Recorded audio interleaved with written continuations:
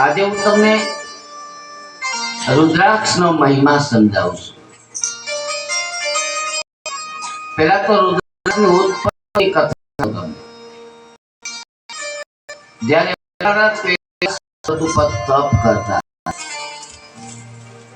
એ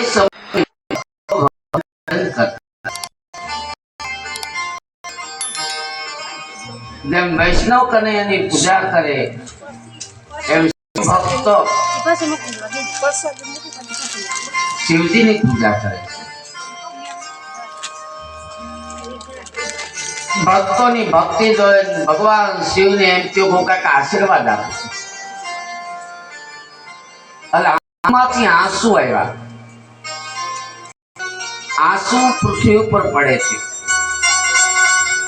એમાંથી એક વૃક્ષ ઉત્પન્ન થાય છે। એ વૃક્ષનું નામ હતું રુદ્રાક્ષ। એમાં ફળ આવ્યા, એને આપણે રુદ્રાક્ષ કહીએ।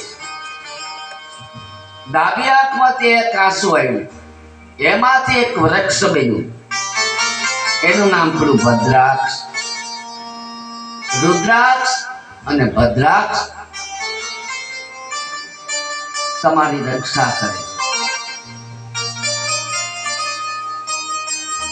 કોઈ પણ બીમારી આવતા પહેલા રુદ્રાક્ષ ને ભદ્રાક્ષ હોય તો રક્ષણ મળે। રુદ્રાક્ષના પારા 14 સુધી જઈ શકે। એક મુખી હોય, બે મુખી હોય, ત્રણ મુખી હોય, ચાર મુખી, પંચમુખી અને 14 મુખ સુધીના પારા। 14 મુખ એટલા માટે હોય છે કે રાશિ પ્રમાણે પહેરવાના હોય છે। કઈ રાશિને કેટલા મુખ નો પારો? એકાનન ચતુરાનન પંચાનન રાધે પ્રભુ પંચાનન રાધે। એકાનન ચતુરાનન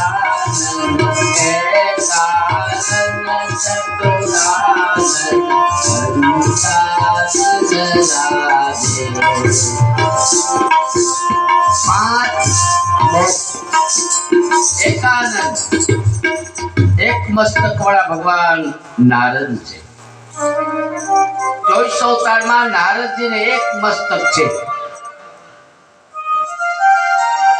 પછી બે મુખ, અગ્નિદેવને બે મુખ છે।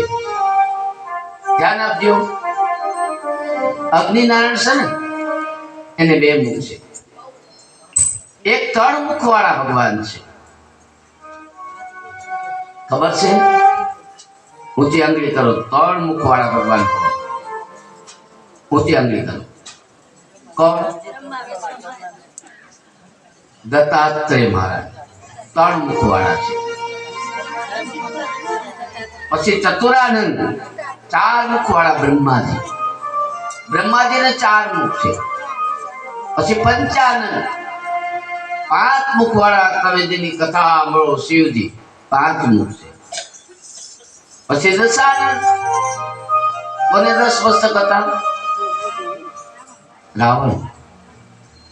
એવી જ રીતે તમારા રુદ્રાક્ષના પારા રાશિ પ્રમાણે વિદ્વાન બ્રાહ્મણ આગળ જાણી અને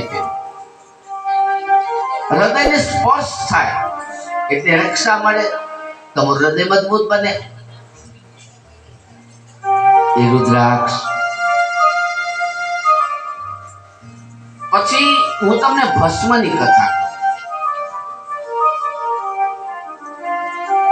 ગોરી ગાય હોય, ગીર ગાય હોય, કૌલી ગાય હોય, બાવળી ગાય હોય, આનું છાણ એના આપોઆપ છાણા બને ને અડાયા છાણા કહેવાય। એનો રુદ્ર યજ્ઞ કરવામાં આવે, અતિ રુદ્ર। એમાં શિવજીના 108 નામની આહુતિ આપવામાં આવે। અને અંતે જે ભસ્મ બને એ ભસ્મ સંતો મહંતો જોડે, જેથી કરી સ્કિનની બીમારી ન થાય.